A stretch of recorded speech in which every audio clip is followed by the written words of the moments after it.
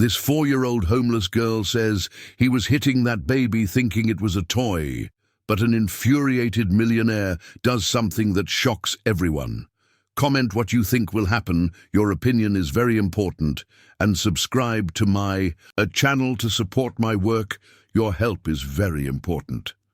The rain fell heavily on the uneven cobblestones of Liberty Square, turning the historic district of Savannah into a somber and melancholic scene. The thick drops echoed on the colonial-style roofs, creating a sad symphony that seemed to announce something terrible was about to happen. Isabella, just 6 years old, sheltered under the awning of a closed store, clutching to her chest, her patched-up rag dolls that she had found in the trash the week before. Her clothes were wet and dirty, but her large, expressive eyes still held that childlike sparkle that not even months of living on the streets could extinguish. Valerie, her 28-year-old mother, had left early looking for work in the historic homes nearby, promising her daughter she would be back before lunchtime. But the rain arrived unexpectedly and violently, as it often does in coastal Georgia, and Isabella found herself alone once again, watching the sparse movement of the square through the curtain of water. It was then that she saw the man, Arthur. Montgomery was an imposing figure even in the rain. At 52 years old, the businessman who owned the largest moonshine distillery in the region carried on his broad shoulders the weight of financial successes and personal tragedies that few knew about. His graying hair was soaked, plastered to his forehead, as he walked with uneven steps through the empty square. But he wasn't alone. Isabella saw when Arthur stopped in the center of the square, near the colonial fountain that had been dry for decades. There was something in his hands that she couldn't clearly distinguish through the rain. It was small, the size of a child, wrapped in a faded blue blanket. "It shouldn't have happened like this," Arthur murmured to himself, his voice swallowed by the sound of the storm. "It wasn't supposed to be like this." Suddenly, as if something inside him broke definitively, Arthur raised his arms and began to hit the object he was carrying. The blows were violent, desperate, filled with a rage that seemed to come from a very deep place in his soul. Isabella widened her eyes, her heart racing in her small chest. Through the rain, it looked like he was assaulting a small child, a defenseless baby. Arthur's arms rose and fell forcefully, while muffled cries echoed through the square. The girl covered her mouth with her hands, trying to stifle a scream of horror. Her rag dolls fell on the wet ground, but she didn't even notice. She was completely paralyzed, witnessing a scene that her childish mind could barely process. Suddenly, Arthur stopped. He stood motionless for long seconds, breathing heavily, as if waking up from a trance. It was then that his eyes met Isabella's. The businessman's expression changed instantly. Despair gave way to panic, and panic turned into something that the girl couldn't understand, but that made her tremble even more. Arthur quickly put whatever it was in a plastic bag and walked towards Isabella with determined steps. The rain continued to fall, but now it seemed less important than the imminent encounter between the rich man and the street girl. "Did you see anything?" he asked, crouching in front of her. His voice tried to sound gentle, but there was a tremor that betrayed his desperation. "Tell me, little one, did you see anything here in the square?" Isabella recoiled, leaning against the cold wall of the store. I saw you—" "No," Arthur interrupted quickly, extending his hand in a gesture that was meant to be reassuring. "You didn't see anything. It was just a misunderstanding. The rain, the distance. Sometimes our mind plays tricks, doesn't it?" The girl watched him with that sharp perception that children who live in difficult situations develop. There was something wrong there, something that went far beyond what she had witnessed. "You're wet and hungry," Arthur continued, taking his wallet out of his pocket. "How about I help you? I can buy food for you and your mother. Where is she?" "Looking for work," Isabella replied automatically, still hypnotized by the surreal situation. Perfect. Let's wait for her together.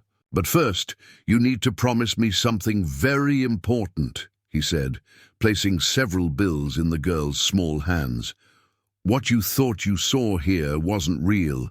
It was just the rain confusing your vision. Can you promise me that? Isabella looked at the money in her hands, more money than she had seen in her entire life, and then at Arthur's pleading face.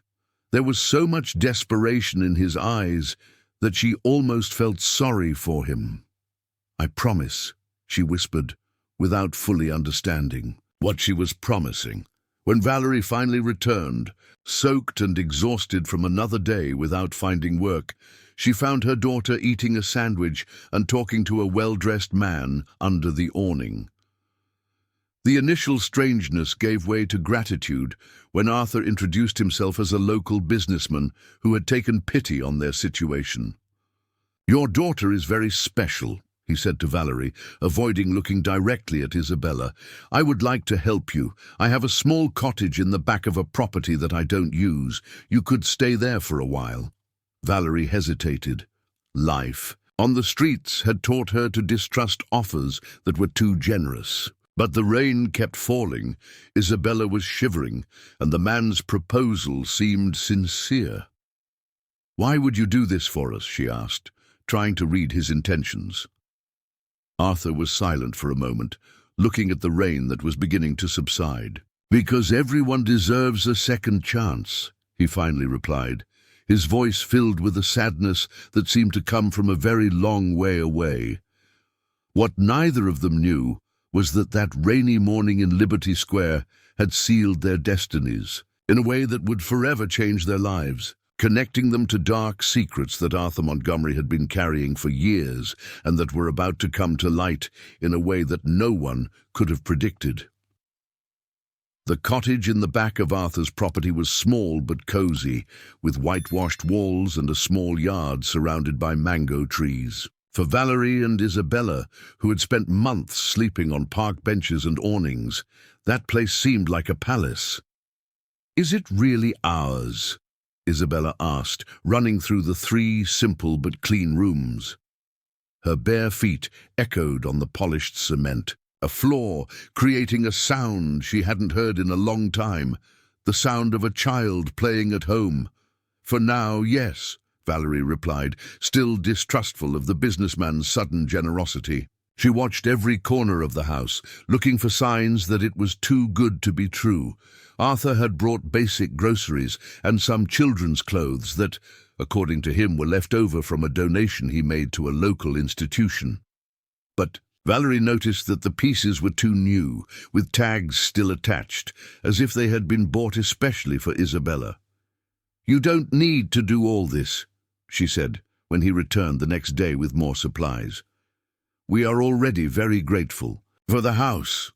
"It's nothing," Arthur replied, avoiding looking directly at her. "I like to help those in need, especially children." There was something in the way he pronounced the word children that made Valerie shiver. It wasn't malice, but a sadness so deep that it seemed to hurt physically. Isabella, in turn, began to develop recurring nightmares. Every night she woke up screaming, sweaty and trembling, murmuring about the man who hit the baby. Valerie tried to comfort her, but the girl insisted that she had seen something terrible in the square. "It was just a bad dream, my daughter," Valerie said, hugging her on the thin mattress that Arthur had provided. "Nothing really happened." But Isabella shook her head vigorously. "I saw it, Mommy. I saw him hitting the baby. Why did he do that?" During the day, when Arthur appeared, with his regular visits, Isabella became quiet and withdrawn. He always brought something for her, fruits, cookies, small toys, but the girl accepted them with a forced politeness that did not match her age. "Do you remember what we talked about that day in the square?" he asked softly, crouching to her height. "About how the rain can confuse us?" Isabella nodded reluctantly, but her large eyes remained full of doubts. "Yes, sir. It was just confusion because of the rain." "Exactly. You're a very smart girl," Arthur demonstrated surprising knowledge about childcare.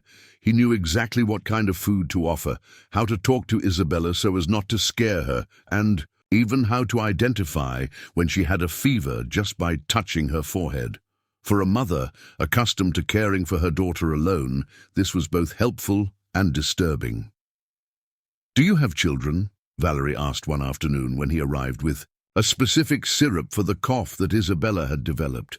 The question hit Arthur like a shot. He froze for a few seconds, the medicine bottle trembling in his hands. I had, he finally replied, his voice reduced to a whisper. "Had? My wife and I lost our son a few years ago." The words came out with difficulty, as if each one weighed tons. "Clemency, my wife, also passed away after that, a household accident." Valerie felt a pang in her chest. Suddenly, Arthur's excessive generosity made more sense. "I'm sorry, I didn't imagine. That's why I like to help you. Isabella reminds me." He stopped, unable to finish the sentence. "She reminds me that there is still goodness in the world." That night, Valerie watched Arthur playing with Isabella in the yard. He had brought bubble wands, and the girl was laughing as she tried to pop them all. For a few moments, the somber and burdened man she had known transformed into someone almost paternal, smiling genuinely for the first time since they met. But then Isabella tripped and fell, hurting her knee. Arthur reacted disproportionately, picking her up with a desperation that frightened even a child herself. "You can't get hurt," he murmured, examining the tiny scratch as if it were a serious wound. "Nothing can happen to you." "Uncle Arthur, it was just a little scratch," Isabella said, strange at the exaggerated reaction. I know," he replied, trying to calm down. It's just that I worry about you a lot." Valerie began to notice strange patterns in Arthur's behavior. He always asked about Isabella's routine, wanted to know where she played, who she talked to. It didn't seem like malicious interest, but rather an obsessive concern that went beyond normal. One afternoon, while Arthur was helping Isabella with a drawing, she found an old photo that had fallen out of his pocket. It was the image of a younger man, certainly himself, holding a small baby in his arms. Both smiled at the camera, radiating happiness. "Who's this baby?" Isabella asked innocently, showing the photo. Arthur's reaction was instantaneous and disturbing. He snatched the photo from her hands with a violence that made the girl recoil, frightened. His eyes filled with tears and his hands trembled violently. "No, you weren't supposed to see this," he stammered, quickly putting the photo away. It was my son, Boniface." "Where is he now?" Isabella asked with the natural curiosity of children.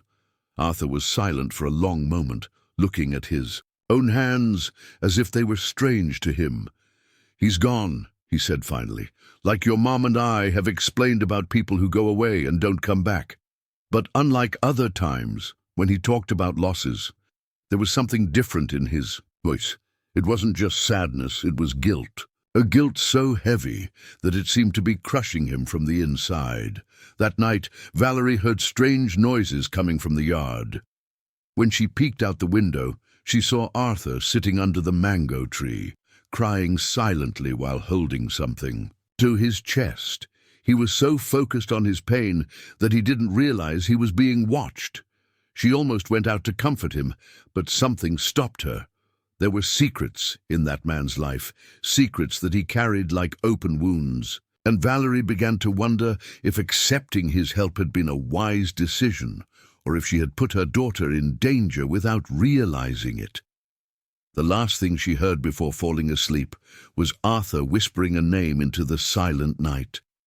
"Boniface, my boy, Daddy misses you so much." Madeline Sanders always knew everything that happened in Savannah, even before those involved did. At 45 years old, the seamstress had developed an information network that rivaled any local newspaper. Her skilled hands created the most delicate embroidery in the region, while her ears captured every whisper, every rumor, every secret. that circulated through the stone streets of the historic city. It was during a warm March afternoon that she noticed unusual movement on Arthur Montgomery's property. From the window of her house, which was strategically positioned to observe much of the neighborhood, Madeline saw a young woman and a child entering the little cottage in the back that had been empty for years. "How interesting," she murmured to herself, adjusting her reading glasses while making tiny stitches on a tablecloth embroidery. Arthur Montgomery doing charity, that's new. Madeline knew the businessman's reputation. A man respected for his prosperous business, but known for the distance he kept from people since the tragedy that befell his family. He rarely left home beyond professional obligations, and had never shown interest in social issues or humanitarian aid. "Mrs. Sanders," called Connie, her closest neighbor, leaning on the fence that separated the yards. "Did you see who those people are who moved into Montgomery's house?" "I did, a mother with a little girl. They seem to be in a difficult situation," Madeline replied, without taking her eyes off the window. "But what intrigues me is Montgomery being involved in this." "That's right. He barely speaks to the neighbors anymore. Why would he help strangers?" Madeline frowned. It was exactly that question that bothered her. She had known Arthur since they were young, and although he was always reserved, there had been a radical change in his behavior after the loss of his family. He had become almost a recluse, immersed in the bitterness that seemed to grow with each passing day. During the following days, she discreetly observed the movements on the property. Arthur visited his guests daily, always carrying bags and packages. He seemed to talk at length with the woman and devoted special attention to the child. "Very strange," Madeline murmured, as she embroidered an altar cloth for the local church. "Since when does Montgomery like children?" It was during the weekly farmers' market in the historic district that Madeline had her first opportunity to get to know Valerie better. The young woman walked among the stalls with cautious movements, like someone still not used to having money to buy groceries. "Good afternoon," Madeline said, approaching her at the fruit stand. "You must be the new resident of Mr. Montgomery's house. I'm Madeline. I live nearby." Valerie started slightly but forced a smile. "Good afternoon. I'm Valerie, and this is my daughter Isabella." Madeline carefully observed the girl, who was hiding behind her mother's legs. There was something in the child's large eyes that intrigued her, a kind of fear mixed with confusion, as if she carried some invisible weight. "What a beautiful girl," Madeline said, crouching down to be at Isabella's height. "How old are you?" "Honey, 6, Isabella replied softly, still clinging to her mother. "And are you enjoying living here in Savannah?" The girl nodded, but Madeline noticed hesitation in her gestures. "Uncle Arthur is very nice," Isabella said, as if reciting something rehearsed. "He takes care of us." "Uncle Arthur," Madeline repeated, raising an eyebrow. "You're already pretty close, then," Valerie hurried to explain. "Mr. Montgomery has been very generous to us. We were going through hard times when he offered us help." "That's good," Madeline said, but her experienced snooping instincts picked up on something unsaid. "And how did you meet?"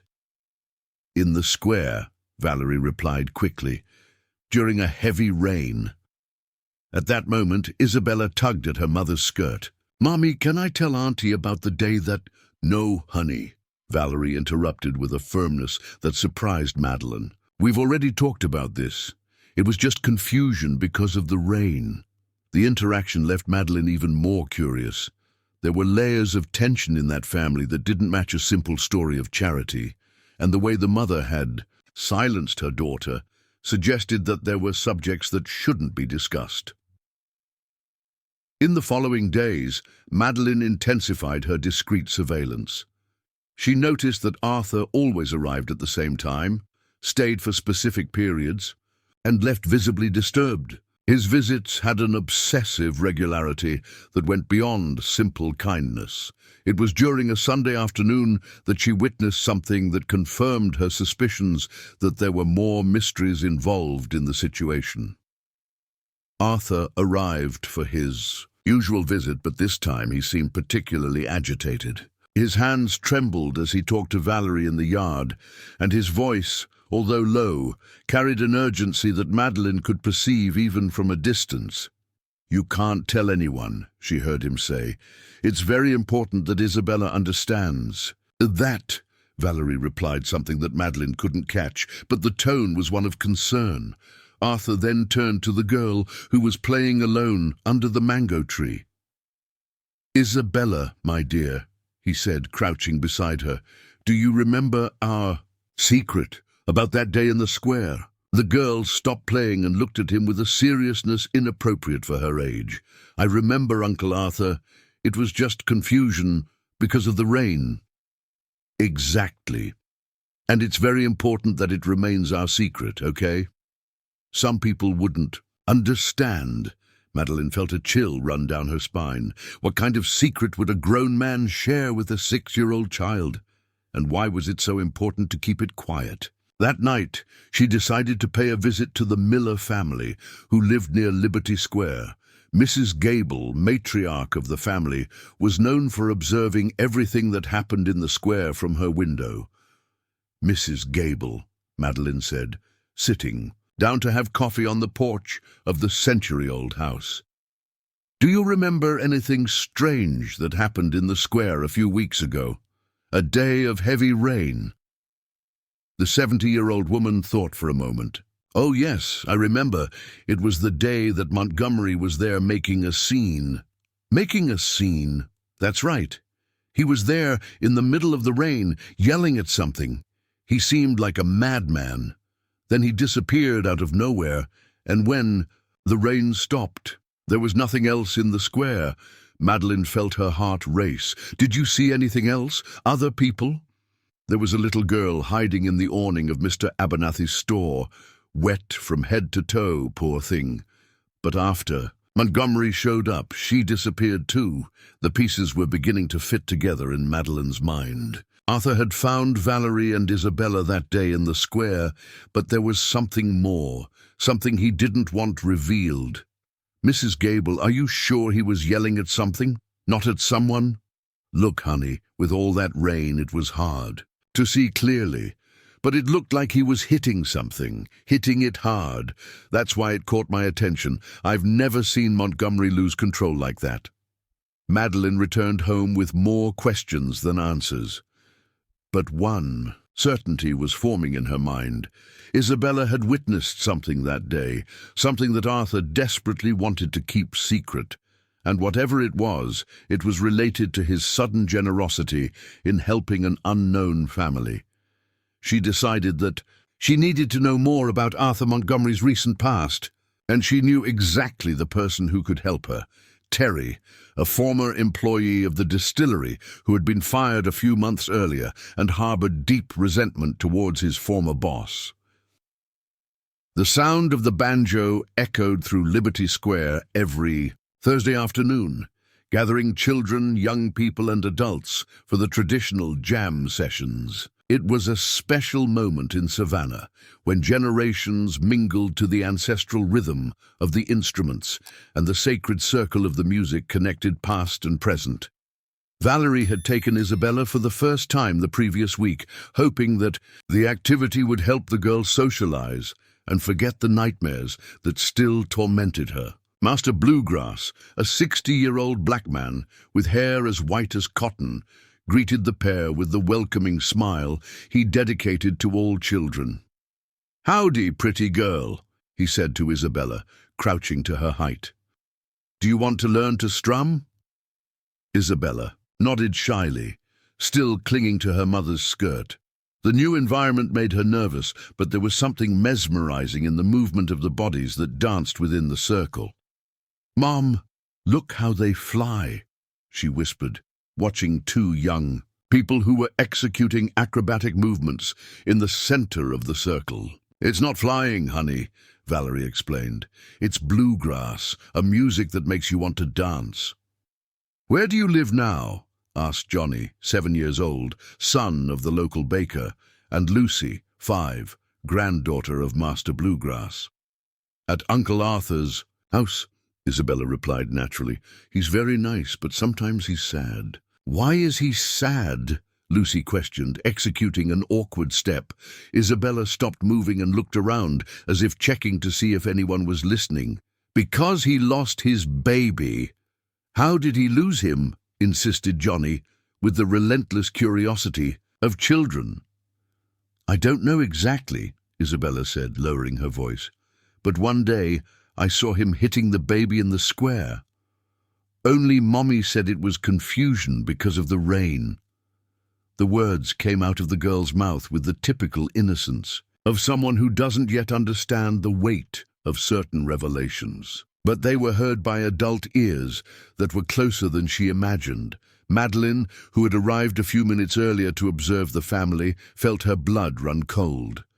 Joan, Lucy's mother and daughter of Master Bluegrass, stopped talking to other women and approached the group of children. "What did you say, honey?" Joan asked gently, crouching beside Isabella. "Nothing, Auntie," Isabella replied quickly, realizing that she had said something she shouldn't have. It was just confusion, but the damage was done. The words had spread, like waves in a calm lake, reaching other attentive ears. In a few minutes, a discreet but insistent murmur circulated among the adults present. Arthur Montgomery hitting a child? It can't be true, but the girl seemed very serious when she spoke. Valerie noticed the change in the atmosphere and immediately turned to Isabella. "Let's go," she said, taking her daughter's hand more firmly than necessary. "But, Mom, I want to learn more banjo," Isabella protested. "We'll come back another day. Now we need to go." Master Bluegrass, who had heard part of the conversation, approached Valerie. "Sister, if there's anything that's worrying you, you can talk to me. Sometimes children say things that—" "There's nothing," Valerie interrupted. Forcing a smile, "Isabella has a very fertile imagination. Sometimes she confuses dreams with reality." But when they left the square, the buzz continued. Madeline approached Joan and other women who had witnessed the conversation. "Do you believe what the girl said?" she asked, feigning casualness. "I don't know what to think," Joan replied, shaking her head. "Arthur has always been a strange man, especially after he lost his family, but assaulting a child—" "Maybe it wasn't really an assault," suggested Connie, who was also present. "Maybe it was something else that the girl misinterpreted." "But what child was that?" questioned another woman. "If it was here in the square, someone should have seen it." Madeline decided it was time to sow more doubts. "Do you remember that rainy day a few weeks ago? Mrs. Gable told me that she saw Montgomery making a scene in the square." "Making a scene like what?" Joan asked, interested. "Yelling and hitting something." She couldn't see clearly because of the rain, but she was very disturbed by the scene. The group of women exchanged worried glances. Savannah was a small town where everyone knew each other, and any behavior outside the norm quickly became the talk of the entire community. "We need to be vigilant," Connie said, "if there is a child in danger." "But the girl lives with him now," Joan reminded them. "If there were real danger, would the mother allow it?" It was a question that none of them could answer satisfactorily. The situation had layers of complexity that defied simple explanations. Meanwhile, at home, Valerie confronted Isabella about what had happened in the square. "Isabella, what did you tell the other children about Uncle Arthur?" The girl lowered her head, knowing she had done something wrong. "I just said that I saw him with the baby." "Honey, we've already talked about this. It was just confusion because of the rain. You didn't see anything real."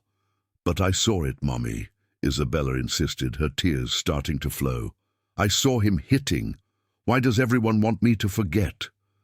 Valerie felt her heart clench. Her daughter's insistence bothered her deeply, especially because there were details in the story that were too specific to be just childish imagination. "Isabella, listen carefully to what I'm going to say," she said, holding the girl's face. "In her hands, Uncle Arthur has been very good to us. He gave us a house, food, clothes. If you keep saying these things, People might think he's a bad person, and then maybe he won't want to help us anymore." "And are we going back to the street?" Isabella asked, terrified. "I don't want that to happen.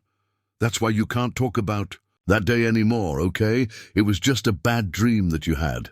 Isabella nodded reluctantly, but her eyes remained full of confusion. How could she distinguish between dreams and reality when the adults themselves seemed uncertain about what had happened? That night, when Arthur arrived for his daily visit, Valerie decided to tell him what had happened at the banjo jam. "Isabella talked about that day in the square to other children," she said, watching his reaction carefully. Arthur paled visibly. "What exactly did she say?" "That she saw you hitting a baby." The silence that followed was filled with tension. Arthur walked to the window and stood looking at the dark yard, his hands trembling slightly. "I need to explain some things to you," he said finally, his voice almost a whisper. "About that day, about my son, about what really happened." Valerie felt her heart race. She was finally about to discover the truth that Arthur carried like a burden. "Boniface didn't die naturally," he began, still with his back to her.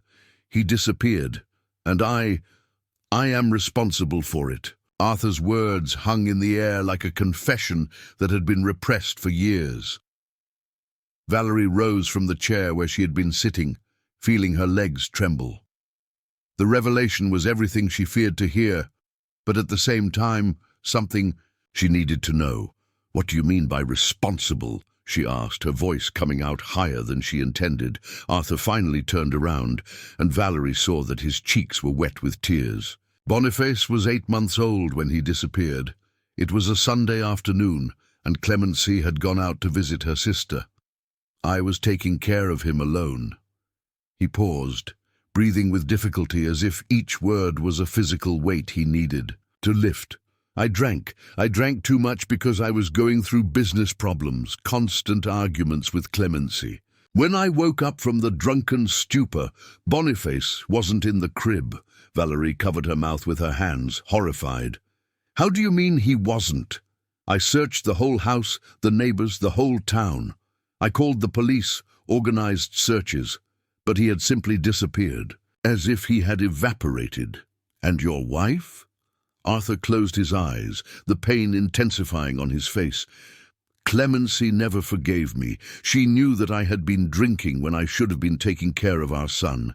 The guilt destroyed our marriage, and 3 years later she had the household accident. She fell down the stairs during one of our arguments about Boniface." The story explained a lot about Arthur's strange behavior, but it still left questions unanswered. "And that day in the square, what did Isabella really see?" Arthur sat down again, hiding his face in his hands. "Ever since Boniface disappeared, I carry a doll. A realistic doll that looks like a real baby. It's pathetic, I know, but it's the only way I can feel like he's still with me." Valerie felt a shiver run down her spine. "A doll." That day I was having a crisis, one of the worst I've ever had. It was raining so hard, and suddenly all the anger, all the frustration, all the guilt that I've been carrying for years exploded. I started yelling at the doll, blaming it for everything I had lost. And then you hit it," Valerie finished, finally understanding what Isabella had witnessed. "Yes, I hit it, as if it were responsible for all my pain. It was a moment of complete madness. When I realized what I was doing, I saw Isabella watching me, terrified. A little child watching a grown man completely freak out." The silence that followed was heavy. Valerie processed the information, trying to decide if she felt relief that it wasn't a real child being assaulted, or horror at the mental instability that Arthur was demonstrating. "Where is that doll now?" she asked. "I destroyed it that day. After you left the square, I went back and completely tore it apart. I couldn't carry that with me anymore." "But why did you help us? Why did you bring us to your house?" Arthur raised his eyes to her, and there was a raw honesty in his gaze. "Because Isabella saw me at my worst, and even then she didn't run away. Because you were in a terrible situation, and I thought that maybe by helping you I could find some Redemption for what I did to my own son. And did it work? Do you feel better? Yes and no, he replied with brutal honesty. Being near Isabella reminds me of how I should have taken care of Boniface, but it also tortures me because I know I don't deserve a child's trust. Valerie approached the window, watching Isabella, who was sleeping in the next room. And now, with the people in town starting to suspect, I don't know, part of me wants to run away, disappear, so that you can have a normal life. But the other part is afraid of losing you too. You're the only family I have now. At that moment, a noise in the kitchen alerted them. Isabella had woken up and was looking for a glass of water. When she saw the two adults talking with serious expressions, she stopped at the door. "Is Uncle Arthur crying?" she asked, with the sharp perception of children. "I'm a little sad, yes," he replied, quickly wiping his eyes. To the surprise of both adults, Isabella walked up to Arthur and placed her small hand on his. "When I'm sad, Mom gives me a hug. Do you want me to give you a hug?" The simplicity and compassion of the girl broke Arthur's last defenses. He began to cry openly, allowing Isabella to stroke his graying hair. "Thank you, honey," he whispered. "You are very special." "Uncle Arthur," Isabella said with the seriousness that she sometimes assumed, "I promise I won't talk about that day in the square to anyone anymore. But do you promise you won't be sad anymore?" "I'll try," he replied, moved. "I'll try very hard." In the following days, the family's dynamic changed subtly. Valerie remained vigilant, but had developed a better understanding of the demons that tormented Arthur. He wasn't dangerous in the traditional sense, but rather a man destroyed by the guilt he carried. Isabella, in turn, seemed to have found a purpose in taking care of the sad uncle. She drew flowers to brighten his days, sang songs she had learned at the banjo jam, and always asked if he was feeling better. But the fragile peace they had built was about to be tested again. Madeline had intensified her investigations and decided to seek out Terry, Arthur's former employee, who harbored resentments and secrets about his former boss. "Terry," she said, finding him at the dive bar where he used to spend his afternoons after losing his job. "I need to talk to you about Arthur." Montgomery, the 38-year-old man, raised his eyes from his beer glass, interested. "What do you want to know about that man? About his family? About what really happened to his son?" Terry was silent for a moment, assessing how much he could reveal. "Why all this curiosity, Mrs. Sanders?" "Because he's taking care of a child now, and that child has said disturbing things about him." "What kind of things?" Madeline recounted the incident at the banjo jam, watching as Terry's expression became increasingly somber. "Doesn't surprise me," he said finally. "Arthur Montgomery isn't the man he appears to be, and what happened to Boniface? Well, there are things he never told anyone." "What things?" Terry took a long sip of his beer before answering. "Things that could put that child in real danger." Terry Miller had worked at Arthur's distillery for 15 years before being fired under circumstances that he considered unfair. During all that time, he had observed his boss closely, witnessing both his moments of glory and his gradual deterioration after the family tragedies. "Mrs. Sanders," he said, lowering his voice and looking around the bar to make sure no one was listening, "what I'm about to tell you could destroy the lives of some people. Are you sure you want to hear it? If there's a child in danger, I need to know," Madeline replied, leaning closer to him. Terry sighed deeply. "Boniface didn't disappear mysteriously, as Arthur tells everyone. The truth is much more complicated than that." "Go on." 3 days before the disappearance, I was working late at the distillery when I saw Eunice, Clemency's mother, arriving there furious. She was yelling at Arthur, saying that he wasn't fit to take care of a child. Madeline frowned. "Eunice? I remember her, a very strict woman." "Exactly. She never liked Arthur, always thought her daughter deserved better. But that day it was beyond simple disapproval. She was talking about taking action. What kind of action? She said that Boniface was in danger living with a father who drank and a mother who was always depressed. Clemency had started taking prescription drugs after giving birth and wasn't doing well. The house had become a tense and unstable environment. Terry paused to take another sip, clearly uncomfortable with the memories he was reliving. On the day Boniface disappeared, Clemency had gone out to visit her sister, as Arthur always says. But what he never mentions is that Eunice was in town that week. She had arrived 2 days before and was staying at a cousin's house. You think she took the baby? I'm sure of it, Terry replied with conviction. On the Monday, following the disappearance, when the whole town was looking for Boniface, I saw her at the bus station with a large suitcase and a bundle in her arms. When she saw me, she quickly changed direction and got on the first bus that was leaving. Madeline felt a shiver run down her spine. And you never told anyone this? I told Arthur at the time.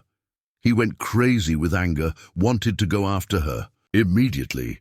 But Clemency convinced him not to do anything. How so?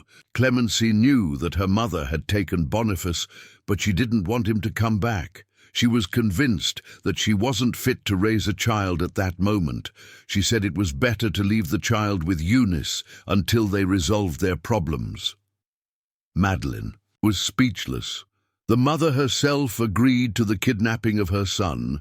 It wasn't exactly kidnapping if the mother agreed, right? Clemency saw it as a temporary solution.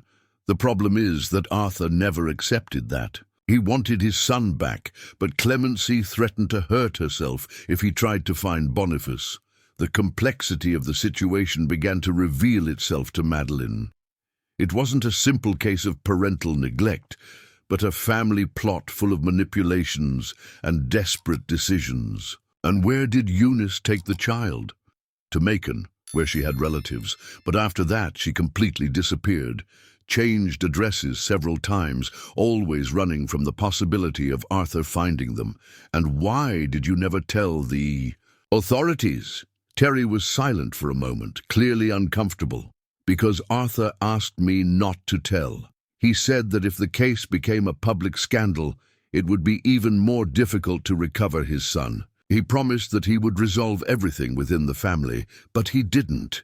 No, and after Clemency died in the accident, he plunged into a deep depression, stopped looking for Boniface, stopped functioning as a normal person. That's when he started with that strange doll mania. Madeline remembered Isabella's words about Arthur hitting a baby. Now everything made more sense. Terry, do you think Arthur could be dangerous to this girl he's taking care of now? The man considered the question carefully. Not in the sense of physical harm. Arthur has never been violent with people, but he is obsessed with the idea of having a family again, and obsessions can lead people to do desperate things. That same afternoon, while Madeline processed the information she had received, Isabella made a disturbing discovery in the yard of the house where she lived with her mother. She was playing hide-and-seek alone, looking for a place to hide, when she noticed that the soil under the mango tree seemed softer than in the rest of the yard. Curious, she began to dig with her small hands, as children do when they find something interesting. First, a piece of faded blue fabric appeared. Then, something hard and metallic.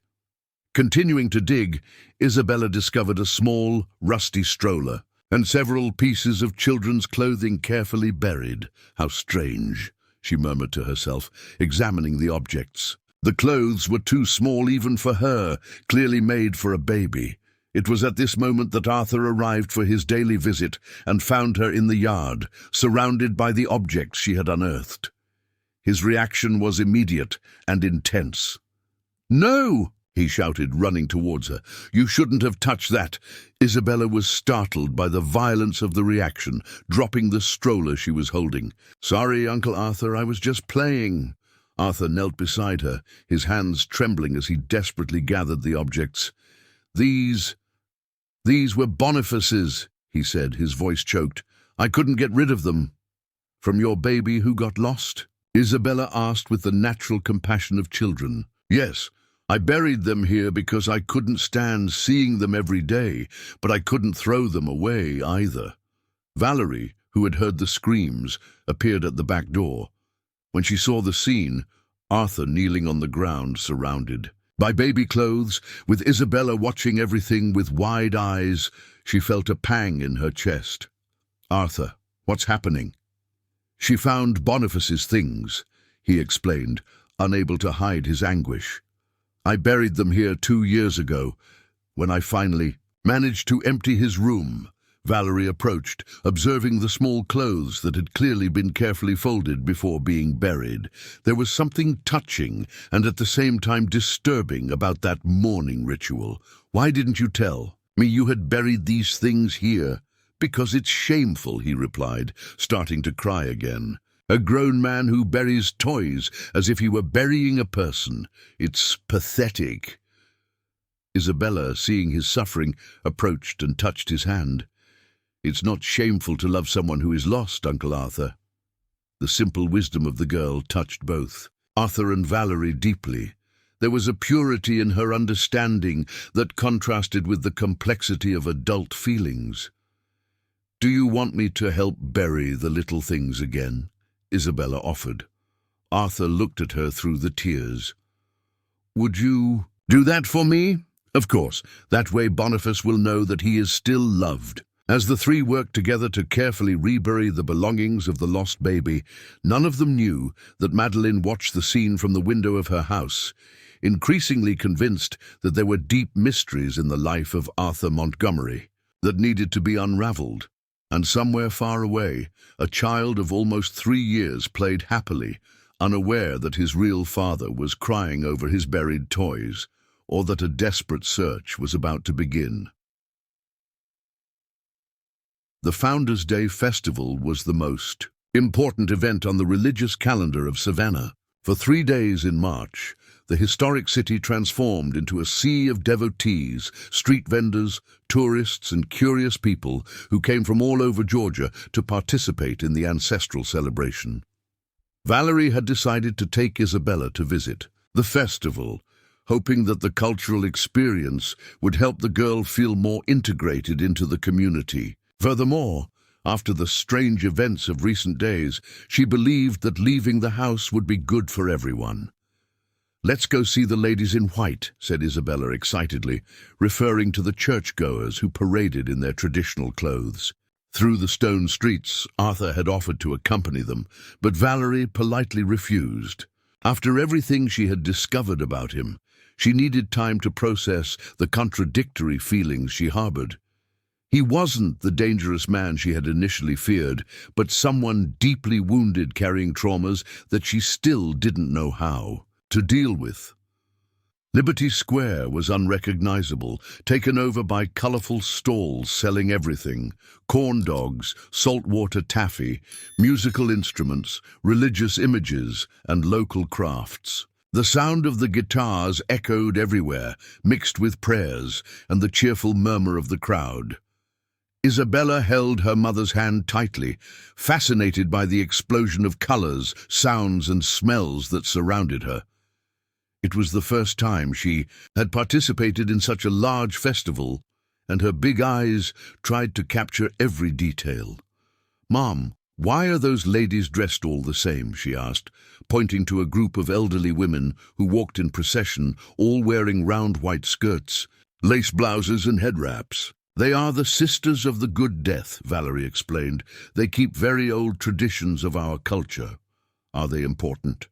"Very important. They are wise women who preserve our history." While mother and daughter moved through the festival, Madeline was also present, not to worship, but to observe. She had noticed that Arthur wasn't accompanying Valerie and Isabella, which she considered strange, given the obsessive behavior he had been demonstrating. Where could he be? She murmured to herself, scanning the crowd with her eyes. The answer came when she spotted him, standing on a distant corner, watching Valerie and Isabella from afar. There was something disturbing about the way he followed them with his gaze. Maintaining a distance that allowed him to watch without being noticed, Madeline decided to approach him. "Good morning, Arthur. Aren't you going to join your family?" Arthur started when approached. "Madeline, They wanted to come alone. And you thought it best to follow them hidden." "I'm not following anyone," he lied, clearly uncomfortable. "I just came to see the festival." "In the same way that you were just in the square on that rainy day." Madeline's comment made Arthur pale. There was an insinuation in her words that alarmed him. "I don't know what you're talking about. I think you do. And I think a lot of people are starting to wonder about your true intentions with that family." Before Arthur could respond, screams of panic echoed through the festival. Valerie was in the middle of the crowd, spinning desperately and shouting her daughter's name. "Isabella! Isabella!" Arthur felt as if the world was collapsing around him. All the memories of Boniface's disappearance came back in full force, and he ran towards Valerie like a man possessed. "What happened? Where was she?" he shouted, holding Valerie by the shoulders. "She was right here by my side a few seconds ago." Valerie sobbed. "I stopped to buy saltwater taffy, and when I turned around, she had disappeared." "She can't have gone far," Arthur said, his voice trembling with despair. "Let's look. We'll turn this whole festival upside down." Arthur's reaction was immediate and disproportionate. He began shouting orders to strangers, interrupted musical performances to ask for help, and even threatened street vendors, demanding that they stop their activities to help in the search. "She's 6 years old, curly hair.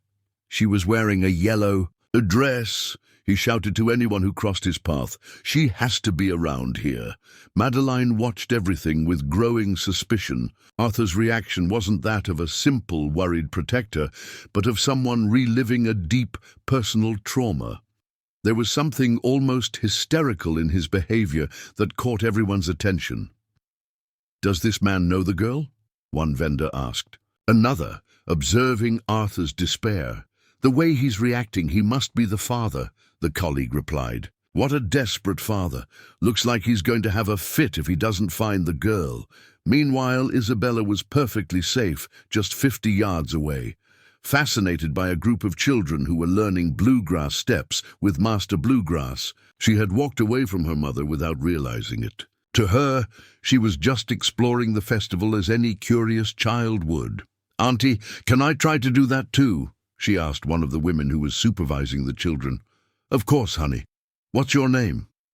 "Isabella. I've been to Master Bluegrass's classes before, so you already know how to strum. Come here and show me." While Isabella innocently enjoyed herself, learning basic banjo movements, a growing crowd formed around Valerie and Arthur. The search had mobilized half of the festival, with people interrupting their activities to help. "Have you looked in the church yet?" someone suggested. "And in the food stalls? Children always go where there's candy. Let's divide into groups and scour the whole city." Arthur coordinated the search like a general on the battlefield, his natural authority emerging even in the midst of despair. But there was something about his methods that bothered some observers. "Why is he so nervous?" Connie commented to Madeline. "It seems like he's reliving something." "That's exactly what he's doing," Madeline replied grimly, "and that makes me even more worried about his intentions." It was Joan, Master Bluegrass's daughter, who finally solved the mystery. She came running to the search party, breathless but relieved. "We found her. She's there at the banjo jam playing with the other children." The relief that took over Valerie was so intense that she almost fainted. But Arthur's reaction was even more dramatic. He ran towards the place as if his life depended on it, pushing people to get there faster. When he finally saw Isabella safe and sound, playing happily with other children, Arthur knelt on the ground and began to cry convulsively. They weren't discreet tears of relief, but deep guttural sobs that attracted the attention of everyone around. "Uncle Arthur?" Isabella said, running to him worried. Why are you crying?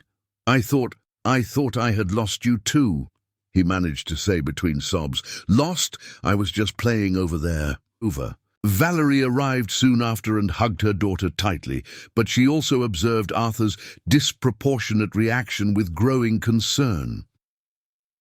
There was something deeply disturbing about the way he had reacted to Isabella's temporary disappearance. Arthur, it's okay, she said, trying to calm him down. She's safe. It can't happen again, he murmured, still kneeling. I can't lose another child, I can't. The words echoed through the crowd that had formed around them. It was the first time that many people had heard Arthur publicly mention the loss of a child, and murmurs began immediately. What child? He's lost a child before? Must be the son who died a few years ago. But what a strange reaction. He seems traumatized. Madeline approached the group, determined to confront Arthur publicly. Arthur Montgomery, she said loudly enough for several to hear. I think you need to explain to this mother what really happened to your son Boniface. The silence that followed was tense and full of expectation. All the people around awaited a response that could forever change the way they saw the most respected businessman in the city. The silence that followed. Madeline's challenge was deafening. Even the drums of the festival seemed to have lessened in intensity, as if the entire city awaited Arthur Montgomery's response. He remained kneeling on the ground, with Isabella by his side, while dozens of curious eyes watched him. Madeline, this isn't the time or the place, Valerie said, trying to protect both Arthur and her daughter from public exposure. I think it's exactly the time, Madeline retorted, planting herself firmly in front of the group. This whole town has the right to know what kind of man is taking care of a little child. Arthur finally stood up, wiping the tears from his face. His expression had changed from vulnerability to something darker and more determined. What exactly do you want me to explain, Madeline? I want you to explain how a father loses an 8-month-old son. I want you to explain why you have panic attacks when a child disappears for 5 minutes. And mainly, I want you to explain what Isabella really saw you doing in that square. The murmurs of the crowd intensified. It was clear that the confrontation had awakened curiosities that had long circulated through the city but had never been openly expressed. Madeline, you don't know what you're talking about, Arthur said, trying to keep his voice controlled. Don't I? I talked to Terry yesterday. He told me very interesting things about Eunice and about the day Boniface disappeared. The mention of Eunice made Arthur pale visibly. Terry has no authority to talk about matters of my family, but he has knowledge of the facts.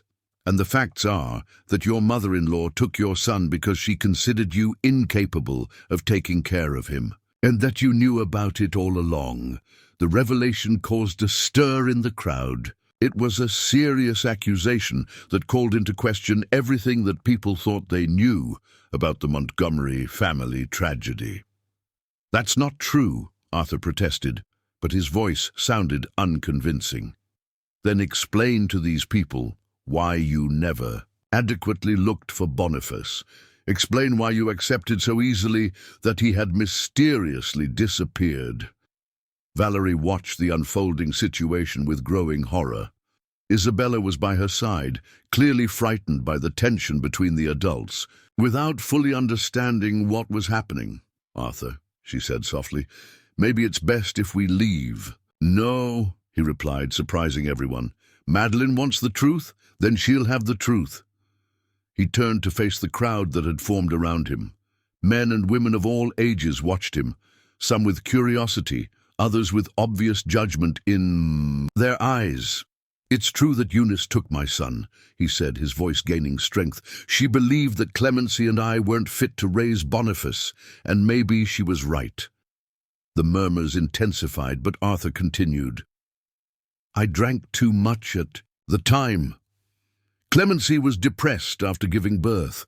Our house had become a tense and unstable place. When Boniface disappeared, my first reaction was despair. But then he paused, breathing deeply before continuing. Then, when I found out that he was with Eunice, a part of me felt relief. I thought that maybe he would be better off away from parents who couldn't take care of him properly.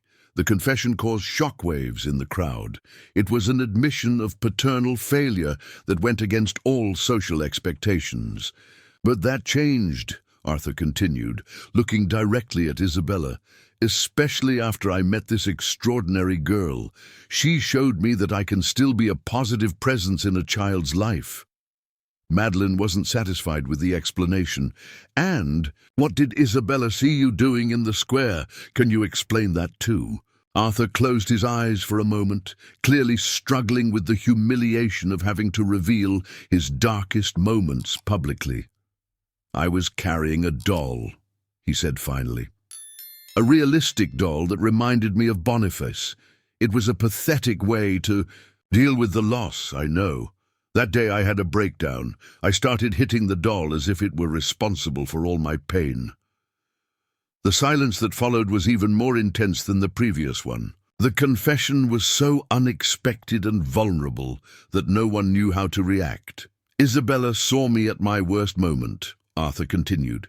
She saw a grown man having a complete mental breakdown, and even so, when I offered help to her and her mother, they accepted.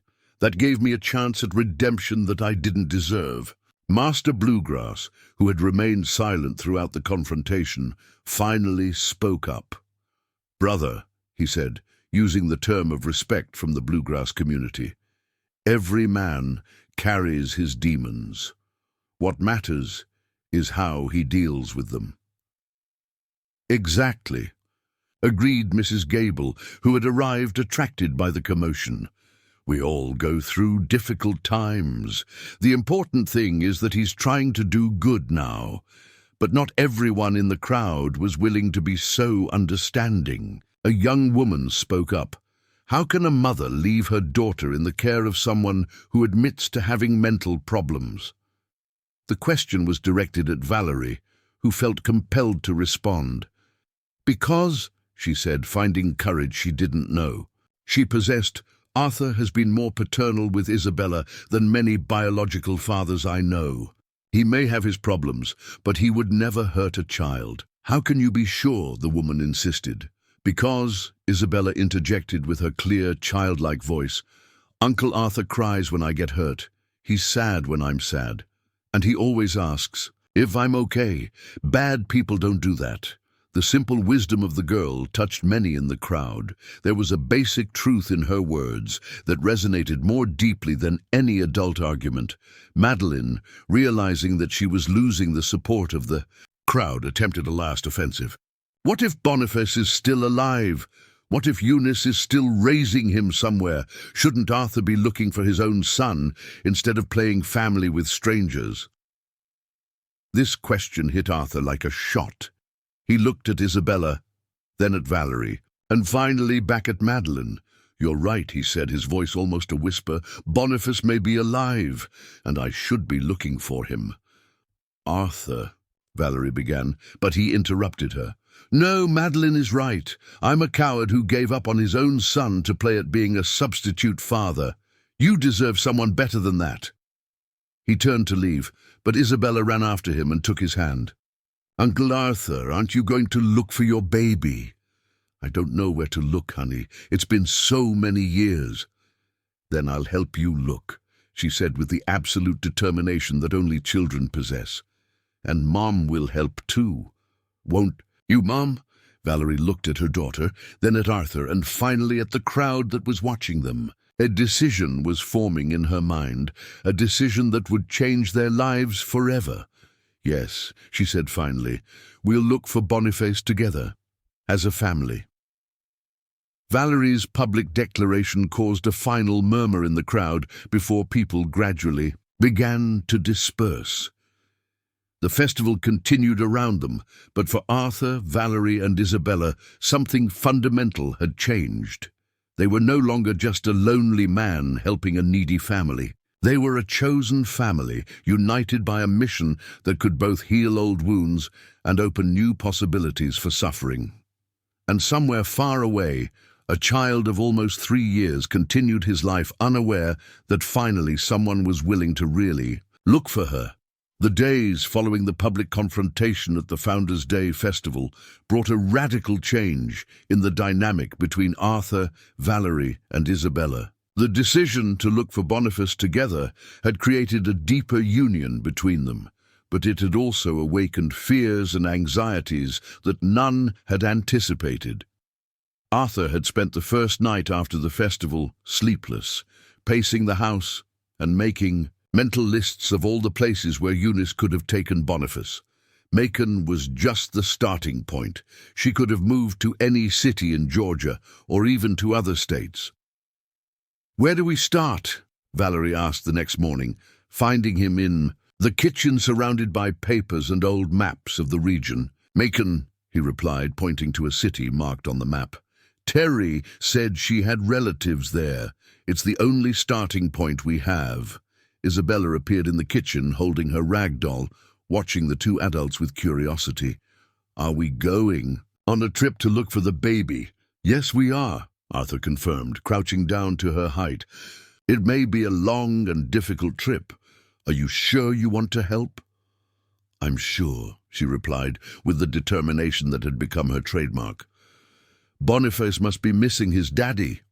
The first attempt to locate Eunice in Macon was frustrating. Arthur had hired a private investigator years earlier, but the leads had gone completely cold.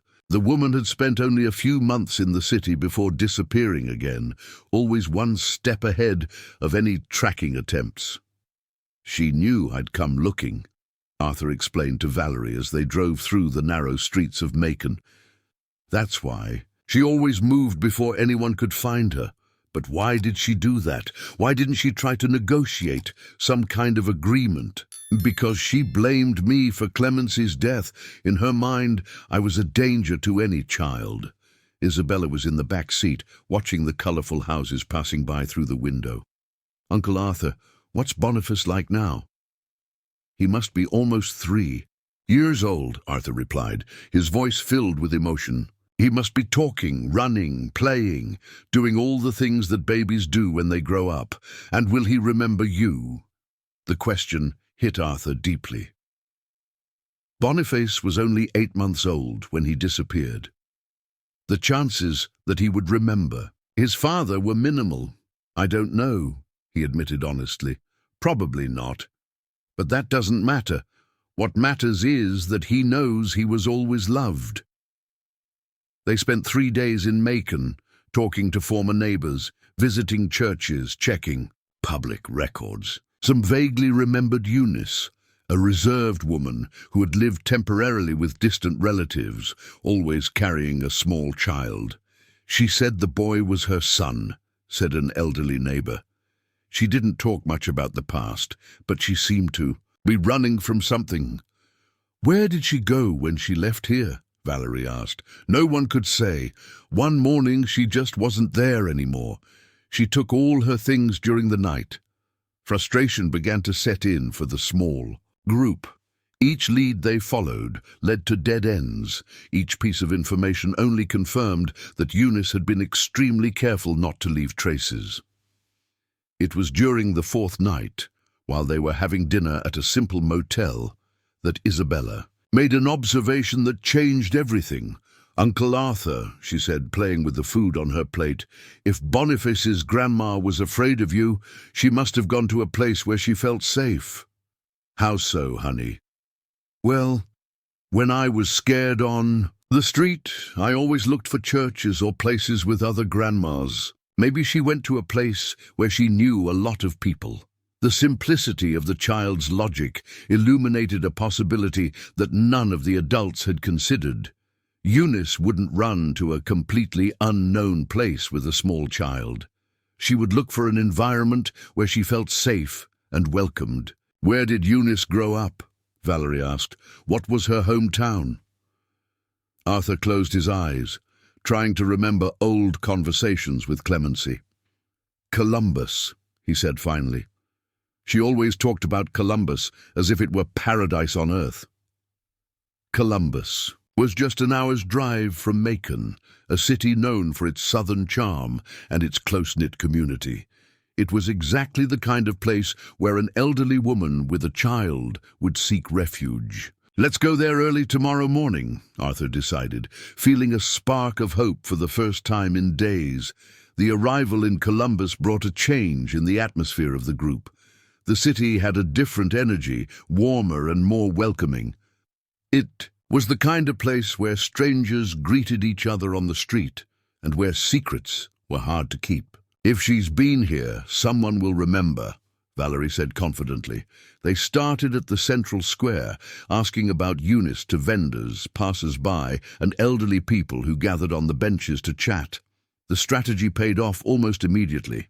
"Eunice Sanders?" asked a lady who sold peaches in the square. "Of course I remember her. She lived here for almost a year, at her cousin's house."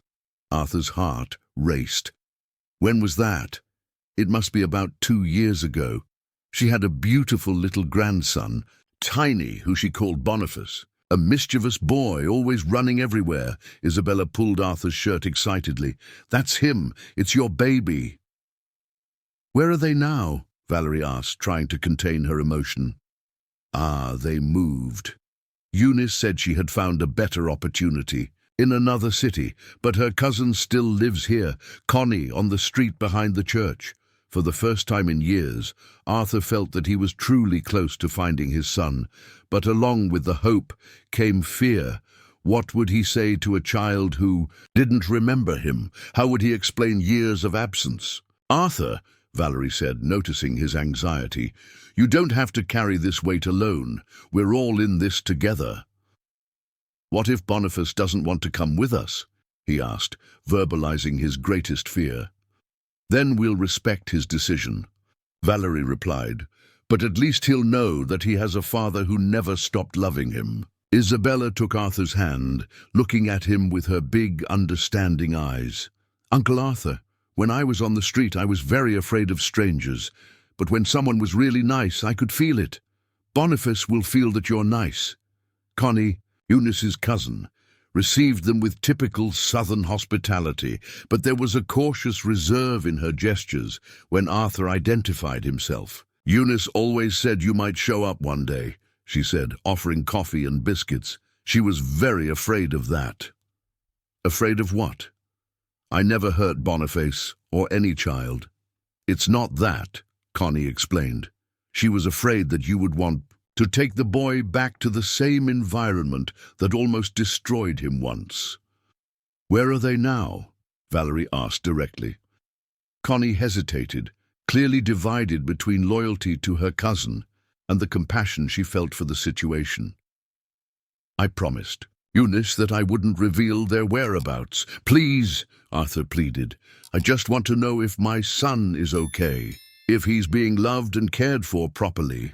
"He is," Connie confirmed. "Eunice may have her faults, but she loves that boy as if he were her own son.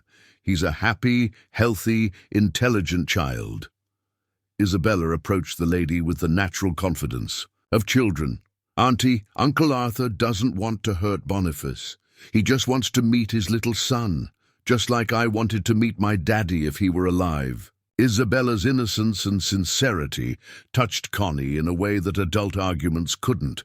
She looked at the girl, then at Valerie and Arthur, making a decision that would change everything. "They're in Macon County," she said finally. "Eunice got a job as a cook in a school there. They live in a small house near the river." Macon County was a small, quiet town, separated from Columbus only by the Chattahoochee River. Ironically, Boniface had spent the last 2 years just a few miles away from his father, protected only by the width of the river and Eunice's secrecy. Arthur, Valerie, and Isabella arrived in the town in the late afternoon, when the golden sun was reflected in the calm waters of the river. The proximity to Columbus made the situation even more surreal. All this time, Arthur could have found his son simply by crossing the bridge. "It's that house there," Valerie said, pointing to a simple building with a small porch in front, located on a quiet street near the river. "The third one after the corner," Arthur stopped the car at a safe distance, his hands trembling on the steering wheel. After years of searching and suffering, he was just yards away from reuniting with Boniface. But along with the expectation came an overwhelming wave of fear and insecurity. What if he doesn't recognize me? What if he doesn't want to come with me? What if Eunice refuses to let me see him? The questions rushed through his mind. "Uncle Arthur," Isabella said from the back seat, placing her small hand on his shoulder. "The important thing is that Boniface knows he has a daddy who loves him. We'll figure out the rest later." Valerie agreed. "Let's take it slow. First, let's talk to Eunice, explain the situation. We don't want to scare anyone." As they prepared to get out of the car, they saw movement on the porch of the house. An elderly woman appeared, carrying a small child in her arms. Even from a distance, Arthur immediately recognized the features of Eunice, older, but still with the rigid posture he remembered. And then he saw Boniface. The boy of almost 3 years was a miniature version of Arthur, with the same dark curly hair and the same expressive eyes. He was dressed in simple but clean clothes, and he held a toy car in his small hands. "My God," Arthur murmured, tears beginning to flow. "It's him. It's really my son." "He's beautiful," Valerie said emotionally. "He looks a lot like you." Eunice put Boniface on the floor of the porch, and he began to play with the car, making engine noises as he pushed it from side to side. It was a scene of domestic innocence that contrasted drastically with the years of anguish that Arthur had lived. "How are we going to approach this?" Valerie asked. Before Arthur could respond, Boniface looked in the direction of the car where they were. His eyes met those of his father through the windshield, and for a moment that seemed eternal. Father and son observed each other. "He's looking over here," Isabella whispered. Boniface dropped the car and walked to the low fence that surrounded the porch, continuing to observe the car with childlike curiosity. There was no recognition in his eyes, just the natural curiosity of a child seeing strangers. "Grandma," they heard him call, his clear voice carrying across the quiet street. "There are people in the car over there." Eunice turned to look, and when she saw the car, her posture changed instantly. Even from a distance, she seemed to recognize Arthur. She quickly picked up Boniface in her arms and went inside the house, closing the door forcefully. "She saw me," Arthur said. "We need to go over there before she tries to run again." They got out of the car and walked slowly towards the house. Arthur felt each step as if he were carrying the weight of years of regret and hope. When they reached the gate, they knocked gently. "Eunice," Arthur called. "It's me, Arthur. I came to talk." The silence that followed was long and tense. Finally, the woman's voice came from inside the house.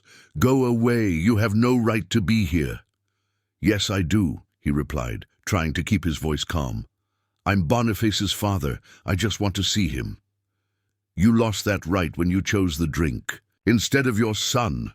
Valerie approached the door. "Mrs. Sanders, my name is Valerie. Can I talk to you?" "Who are you, another one of his girlfriends?" "No, ma'am. I'm a mother like you were one day, and I know that what you did was out of love for Boniface, but a child needs to know his real father." The door opened slightly, revealing Eunice's wrinkled and distrustful face.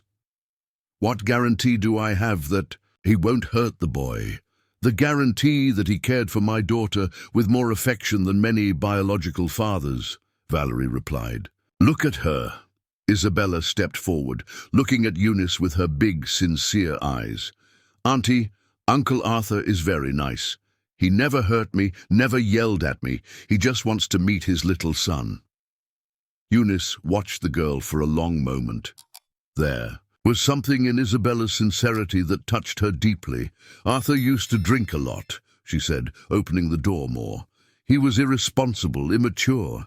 He wasn't fit to take care of a child." "I've changed," Arthur said. "I stopped drinking completely after Clemency died. I learned to be responsible. I need you to believe me." At that moment, Boniface appeared behind Eunice, curious about the strange voices. When he saw Arthur, he stopped and watched him attentively. "Grandma, who is that man?" he asked. Eunice hesitated, clearly struggling with a difficult decision. It's a person who knew you when you were a baby." Boniface tilted his head, studying Arthur's face. "He looks like me," he observed, with the sharp perception of children. "He does," agreed Isabella, approaching him. "Hi, Boniface. I'm Isabella." "Hi," he replied shyly. "Do you want to play with me?" "Yes, I do. Can you show me your toys?" The natural interaction between the two children broke some of the tension. Eunice watched as Boniface immediately felt comfortable with Isabella and how she treated him with the natural kindness of an older sister. "Boniface," Arthur said softly, crouching down to be at the boy's height. "Can I talk to you?" The boy looked at Eunice for permission. She nodded reluctantly. "You look a lot like your daddy when he was little," Arthur said, his voice choked with emotion. "My daddy?" Boniface asked, confused. "Grandma said my daddy went away." "I didn't go away willingly," Arthur explained. "I was very sad when you disappeared. I looked for you every day." Boniface processed that information with the seriousness that young children sometimes demonstrate. "Are you my real daddy?" "Yes, I am, son." "Then why didn't you come get me before?" Boniface's innocent question hit Arthur with full force. How to explain to a 3-year-old the adult complexities of guilt, fear, and emotional paralysis? "Because I didn't know where you were," he replied honestly. "And when I found out, I was afraid you wouldn't want to meet me." Boniface came closer, observing Arthur closely. "You seem sad," he observed. "I am sad. I missed you a lot." To everyone's surprise, Boniface reached out and touched Arthur's face. "Don't be sad, Daddy. I'm here now." The child's simplicity and compassion broke all of Arthur's defenses. He hugged his son for the first time in 2.5 years, crying openly as he felt the small, warm body against his chest. "I love you so much," he whispered. "I never stopped loving you." Boniface returned the hug, and for a few moments, father and son remained united while everyone around watched the touching reunion. But when they separated, Boniface looked at Eunice with concern. "Grandma, if I go with Daddy, will you be alone?" The question revealed the premature emotional maturity that the child had developed, always worried about the feelings of the grandmother who had become his primary caregiver. "We'll figure this out together," Valerie said, realizing the complexity of the situation. "No one needs to be alone." Valerie's proposal that no one needed to be alone created a reflective pause in the group gathered on Eunice's small porch. Boniface continued to divide his attention between his newly found father and the grandmother who had been his only family reference for 2.5 years. "Grandma," he said, pulling Eunice's skirt, "can I stay with Daddy and with you too?" The child's innocent question touched the heart of the dilemma that everyone faced. Eunice had dedicated years of her life to raising Boniface, developing a deep maternal bond with him. The prospect of losing him again was devastating, but she also recognized that Arthur had changed. "Come inside," Eunice said finally, opening the door completely. "It's too hot out here."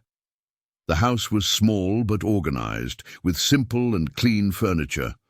Boniface's toys were scattered on the floor of the living room, showing that this was truly the home of a beloved child. On the walls were photos of Boniface at various ages, documenting his growth during the years of separation from his father.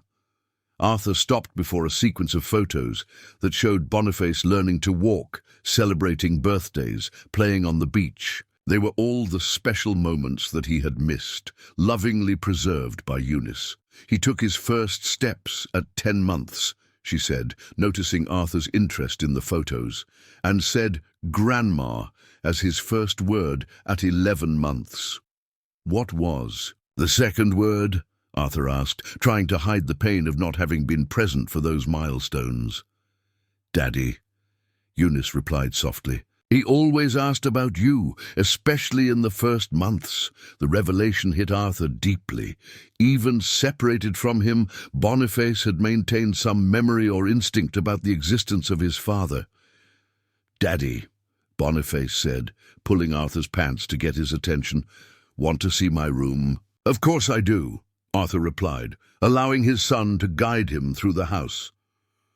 Boniface's room was small but cozy, with a low bed, a dresser full of carefully folded clothes, and a toy box in the corner. On the wall were drawings he had made, mostly representing houses, cars, and human figures. "This one is you," Boniface said, pointing to a drawing of a tall man next to a small boy. "Grandma helped me make it." Arthur knelt to examine the drawing more closely. It was touching to realize that, even without conscious memories, Boniface had maintained some emotional connection to the idea of having a father. "It's very beautiful," he said. "You draw very well." "Grandma said my daddy also drew when he was little." "He did, and he played the guitar too." Boniface's eyes lit up. "Can you teach me to play the guitar?" "I can, if you want to learn." At that moment, Isabella appeared at the door of the room. "Boniface, can I play with you?" "Yes. Come see my cars." While the children played, Arthur returned to the living room where Valerie was talking to Eunice. The atmosphere had become less tense, but there were still practical issues that needed to be resolved. "Mrs. Sanders," Arthur said, sitting down in the chair she offered, "I want you to know that I'm grateful for everything you've done for Boniface. I see that he's a happy and well-cared-for child." "He is my life," she replied with contained emotion. "After Clemency died, he became my only family." "And he will always be family," Valerie said. "The question is how we are going to organize this in a way that everyone is happy." "What exactly are you proposing?" Eunice asked. Arthur took a deep breath before answering. "I want Boniface to live with me, but I also want him to maintain regular contact with you. You could move to Columbus to be close to him." "I don't have money for that," Eunice replied honestly. "My job here barely pays enough for our livelihood." "I can help with that," Arthur offered. "I can arrange a house for you in Columbus and ensure you have a stable income." Eunice was silent, clearly trying to process the proposal. The offer was generous, but she still had reservations about handing Boniface over to Arthur's care. "How do I know you won't drink again? How do I know you won't neglect him like you did before?" "Because now he's not alone with me," Arthur replied, looking at Valerie. "We have a family, people who care about each other, and who will make sure he's always well cared for." At that moment, a joyful laugh came from the children's room. Boniface and Isabella were playing with cars, creating elaborate stories about trips and adventures. "They got along so fast," Valerie observed.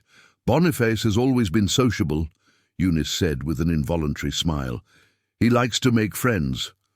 "Just like the father," Arthur commented. "I was like that when I was a child." It was then that something unexpected happened. From the children's room came the sound of Arthur humming a lullaby that he had learned from his own mother. It was an old, almost forgotten melody that he used to sing to Boniface when he was a baby. Suddenly, Boniface appeared at the door of the room with a confused expression on his small face. "Grandma," he said, "why do I know that song?" Eunice was speechless. "What do you mean, my love?" "The song that Daddy is singing. I know it, but I don't remember where from." Arthur stopped humming and looked at his son. "I used to sing that song to you when you were a baby, before you went to sleep." Boniface approached him, clearly intrigued. "Sing it again." Arthur began to softly sing the lullaby, and as the melody filled the room, something extraordinary happened. Boniface began to accompany the lyrics, instinctively remembering the words he had heard in the first months of his life. "Hush, little baby, don't say a word. Papa's going to buy you a mockingbird." Eunice covered her mouth with her hands, moved. "He always liked that song," she said with a choked voice. "Sometimes he hummed pieces of it, but I never knew where he had learned it." The deepest memories are kept in the heart, Valerie said softly. Even when the mind forgets, love remains. Boniface finished singing and looked at Arthur with an expression of recognition that went beyond rational understanding. "Daddy, did you always sing this song to me?" "Always," Arthur confirmed, hugging his son. "Every night until you fell asleep. So you've loved me since I was little, since always, and I will love you forever." The moment was interrupted when Boniface broke free from the hug and ran to Eunice. "Grandma, does Daddy love me like you love me?" "Yes, my love. Sometimes the people who love us need to stay away for a while, but love never goes away." Boniface was thoughtful for a moment, processing this complex information with the limited but profound wisdom of young children. "Then can I love you both at the same time?" he asked. "Of course you can," Eunice replied, finally accepting the reality of the situation. "The heart has room for a lot of love. And Isabella too. And Auntie Valerie. All of us," Arthur confirmed. "We're going to be a big family." As the day progressed, the practical details were being resolved. Eunice agreed to move to Columbus, where Arthur would rent a house near his so that she could maintain daily contact with Boniface. The transition would be gradual, allowing the child to adapt to the change without trauma. "I'm going to miss this house," Boniface said as he was leaving, looking around the room where he had spent 2 years of his life.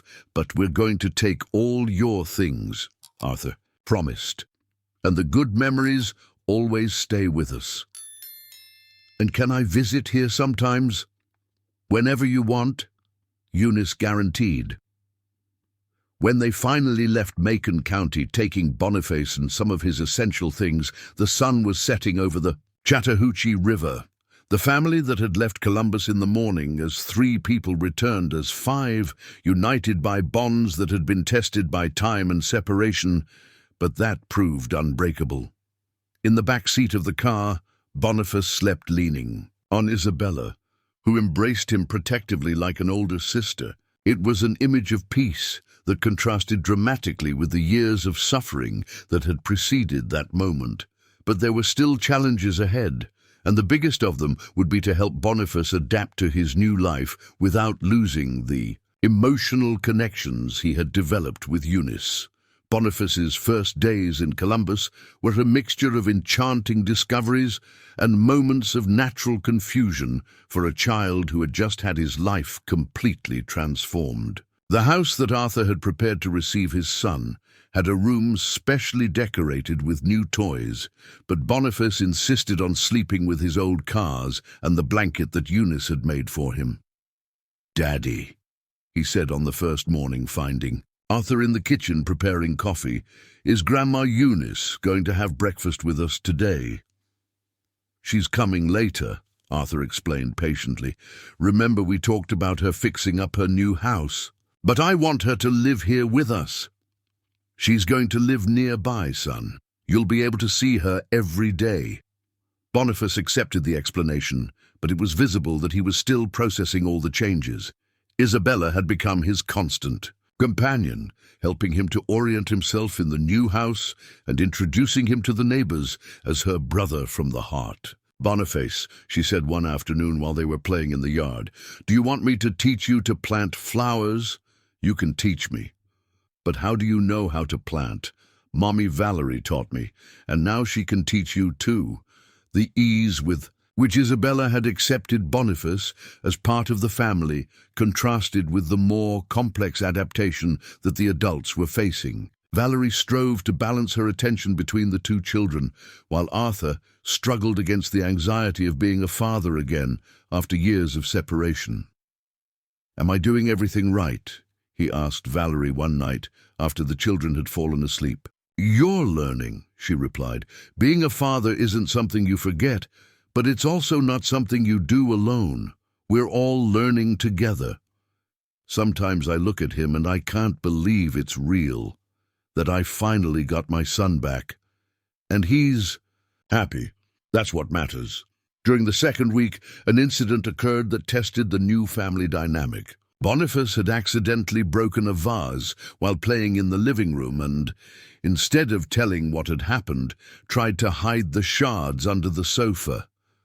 When Arthur discovered it, his first reaction was irritation.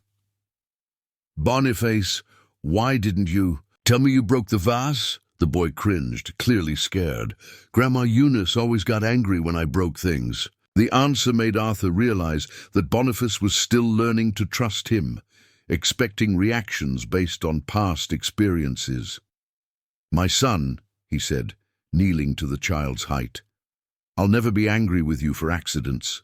Accidents happen.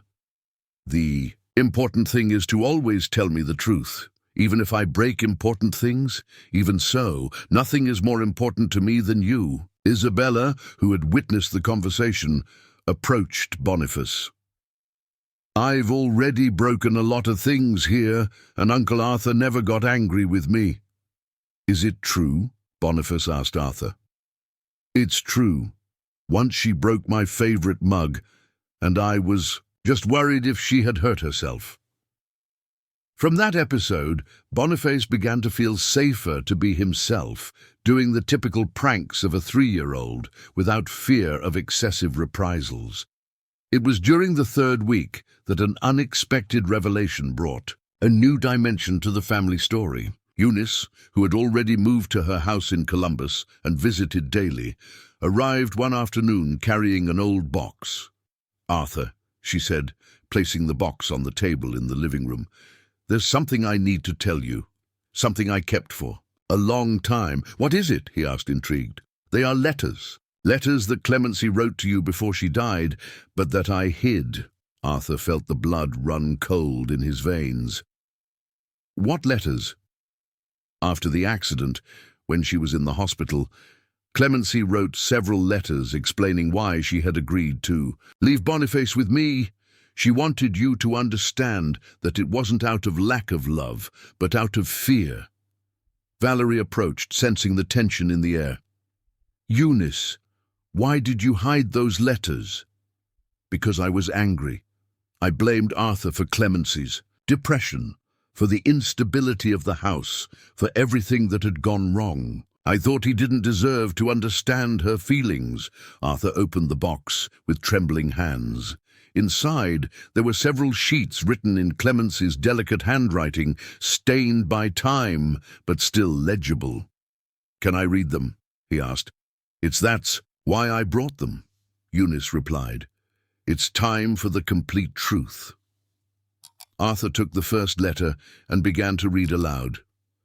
"My dear Arthur, if you're reading this, it means I didn't have the courage to talk to you personally about my decisions. I want you to know that agreeing to leave Boniface with Mom wasn't because I didn't trust you, but because I didn't trust myself. After giving birth, I plunged into a darkness that I couldn't explain or control. I was afraid of hurting our son. Unintentionally, I was afraid of being a terrible mother." Valerie covered her mouth with her hands. Moved, Arthur continued reading. "You tried to help me, but I was too lost to accept help. When Mum suggested taking Boniface temporarily, I saw it as an opportunity to heal without putting our baby at risk. It was never meant to be permanent, Arthur. It was only until I got better." Tears began to stream down Arthur's face. "She was sick. She had postpartum depression." "Yes," Eunice confirmed, "but back then no one talked about it. We didn't understand what was happening to her."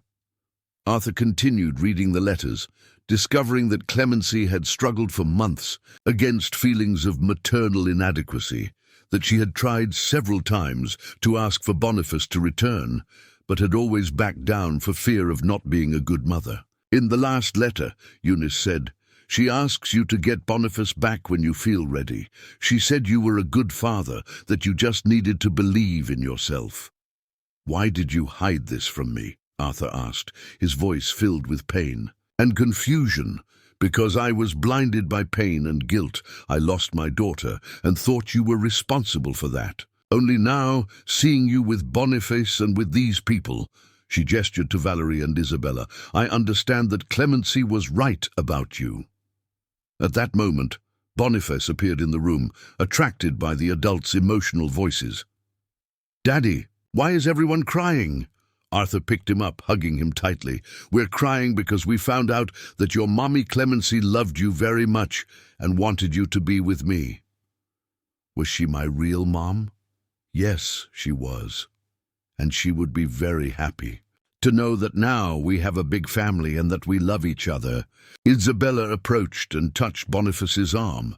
"Now you have two mothers who loved you, the one who went to heaven and my mom who takes care of us here. And two grandmas too," added Boniface, looking at Eunice. "Grandma Eunice and Grandma— What do I call your mum? Isabella?" "You can call her Grandma Valerie," suggested Isabella, laughing. The revelation of Clemency's letters brought a sense of closure that Arthur didn't know he needed. For years he had carried guilt for the separation of the family, without understanding that Clemency had made decisions based on her own pain and confusion. "Eunice," he said that night, "thank you for finally showing me those letters. I know it was difficult. I should have done it a long time ago," she replied. "But sometimes we need to be ready to face the truth." "And now? How do we move forward?" "Now we raise this child together in the way Clemency would have wanted. With love, patience, and a lot of honest conversation." As the family prepared to sleep that night, there was a feeling that all the pieces of the puzzle had finally come together. But there was still one final challenge that would test the strength of the bonds they had built. A month after reuniting with Boniface, when the family had found a harmonious rhythm of coexistence, an unexpected piece of news threatened to shake all the stability they had built. Madeline, who had discreetly observed the developments of the situation, appeared at Arthur's house on a Tuesday morning with a grave expression on her face. "Arthur," she said, refusing the coffee that Valerie offered, "I need to tell you something. I found out something that could greatly complicate your situation." "What is it now, Madeline?" Arthur asked, already tired of the neighbors' constant interference. "I received a call yesterday. A social worker from Atlanta is investigating Boniface's situation. Someone made an anonymous complaint saying that a child was illegally removed from the custody of his legal guardian." The silence that followed was tense. Valerie stopped washing the dishes and Arthur felt his stomach clench. "What kind of complaint?" he asked. "They claim that Eunice had legal custody of Boniface and that you took him without judicial authorization. The social worker is coming to Columbus next week to investigate the situation." Arthur rose abruptly from the table.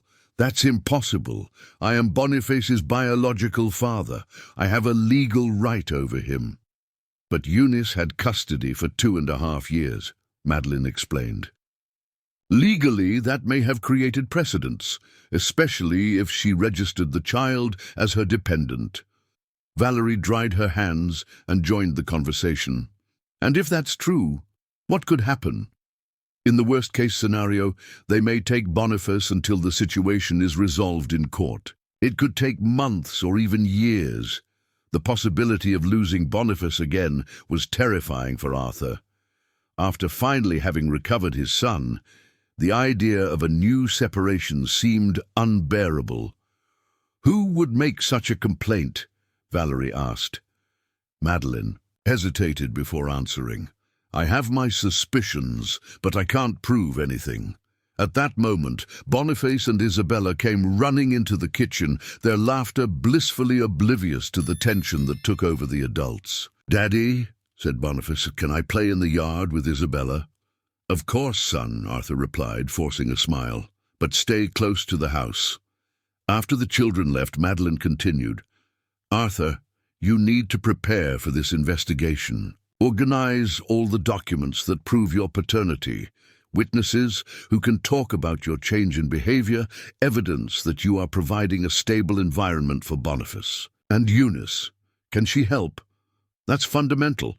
If she declares publicly that she agrees with Boniface staying with you, that greatly strengthens your position." Arthur went immediately to Eunice's house, finding her in the yard hanging clothes. On the clothesline, when she saw his worried expression, she stopped what she was doing. "What happened?" she asked. Arthur explained the situation of the complaint and the imminent investigation. Eunice was visibly shaken. "Who would do such a thing?" she asked, clearly disturbed. "I don't know, but I need your help. You need to tell the authorities that you agree that Boniface stays with me." Eunice was silent for a long moment, struggling with conflicting feelings. "Arthur, what if they decide that neither you nor I have adequate conditions? What if they put Boniface in a foster family?" The question made Arthur's blood run cold. It was a possibility that he hadn't considered, but that was real. "Then let's make sure that doesn't happen," he said with determination. "Let's show that Boniface has a family that loves him and takes good care of him." In the following days, Arthur and Valerie worked frantically to organize all the necessary documentation. They obtained statements from neighbors, from the pediatrician who had examined Boniface, from the director of the school where they planned to enroll him, and even from Master Bluegrass, who testified about the family's positive integration into the community. Isabella, realizing the adult's tension, asked Valerie, "Mum, is Boniface going to have to leave?" "We hope not, honey," Valerie replied honestly, "but sometimes things get complicated in the adult world. Can I help in any way? You can continue being the wonderful sister you are to him. That's very important." The social worker, Dr. Evelyn Reed, arrived in Columbus on a rainy Thursday. She was a middle-aged woman, serious but not intimidating, who explained that her investigation was only aimed at ensuring the child's well-being. "Mr. Montgomery," she said, sitting in the living room of Arthur's house, "I understand that there has been a complex situation involving the custody of your son. Can you explain the details to me?" Arthur told the whole story, from Boniface's initial disappearance to the recent reunion. Dr. Reed took careful notes, occasionally asking clarifying questions. "And Mrs. Sanders agrees with the current arrangement?" she asked. "Completely," replied Eunice, who had been invited to participate in the conversation. "I recognize that I made a rash decision years ago. Now I see that Arthur is a responsible father and that Boniface is thriving in this environment." "Can I talk to Boniface?" asked the social worker. "Of course," agreed Arthur, calling his son. Boniface entered the room hand in hand with Isabella, both clearly curious about the visitor. "Hi, Boniface," said Dr. Reed gently. "I'm Aunt Evelyn. Can I ask you some questions?" "You can," he replied, but remained close to Arthur. "Do you like living here?" "I like it a lot. I have a big room and I play with Isabella every day." "And does your daddy take good care of you?" "Yes, he does. He makes me yummy food and reads me stories before bed." "And Grandma Eunice? She comes to visit me every day. Sometimes we sleep at her house too. Do you feel safe here?" Boniface looked around the room, observing all the adults who surrounded him with love and care. "I feel safe. Everyone here loves me." The child's simple and honest answer seemed to positively impact the social worker. "And you, Isabella?" Dr. Reed asked, turning to the girl. "How do you feel about having Boniface as a brother?" "It's very good," Isabella replied enthusiastically. "He teaches me new games and I teach him too. And now I'm not alone anymore." "Do you fight sometimes?" "Sometimes," admitted Isabella honestly, "but then we make up. Mommy Valerie says that's what brothers and sisters do." After talking to the children, Dr. Reed asked to see Boniface's room, the kitchen where meals were prepared, and the yard where he played. Everything was organized, clean, and clearly adapted to the needs of a child. "Mr. Montgomery," she said finally, "based on what I observed today, I see no reason to remove Boniface from this environment. The child is visibly happy, well cared for, and integrated into a loving family." The relief that took over Arthur was so intense that he almost fainted. "But," continued the social worker, "I recommend that you formalize this situation legally. Register Boniface properly, establish a cohabitation agreement with Mrs. Sanders, and consider an adoption process for Isabella, if everyone agrees. Adoption? Valerie asked, surprised. The way this family works, it would be beneficial to have all the links legally recognized. That would protect all the children involved. That night, after Dr. Reed left with a favorable report, the family gathered to celebrate. But there was a question in the air that no one had asked yet. "Who do you think made the complaint?" Valerie asked. Eunice sighed deeply. "I have a suspicion," she said. "My cousin Connie has always disapproved of my decision to hide Boniface. She may have thought she was doing what was right." "Regardless of who it was," Arthur said, "the important thing is that we pass the test. We are officially a family in the eyes of the law." Boniface, who had understood only parts of the adult conversation, asked the most important question. "Does that mean that no one will ever try to separate me from you again?" "Never again," Arthur promised, hugging his son. "Now we are a family forever." But there was still one final revelation that would change everything in a way that no one could have predicted. 6 months had passed since the social worker's investigation, and life in Columbus had found a perfect rhythm of family harmony. It was a sunny December morning when the final revelation came in a completely unexpected way. Arthur was in the yard, teaching Boniface and Isabella to plant sunflower seeds, when an unknown man appeared at the gate. He was tall, dark-haired, about 40 years old, and carried an expression of nervousness mixed with determination. "Excuse me," he said, "I'm looking for Arthur Montgomery." "That's me," Arthur replied, standing up and wiping his hands on his pants. "How can I help you?" "My name is Charles Robert Sanders. I am Valerie's brother." The world seemed to stop. Valerie, who was in the kitchen preparing lunch, dropped the spoon she was holding upon hearing the name. "Charles," she said, appearing at the back door with wide eyes. "How did you find me?" "I've been looking for you for years, sister," he replied, his voice choked with emotion, "since I found out you had left Atlanta." Isabella looked from one adult to the other, trying to understand the situation. "Mom, who is this man?" He's my brother," Valerie replied, still in shock. "Your Uncle Charles." The family reunion that followed was intense and revealing.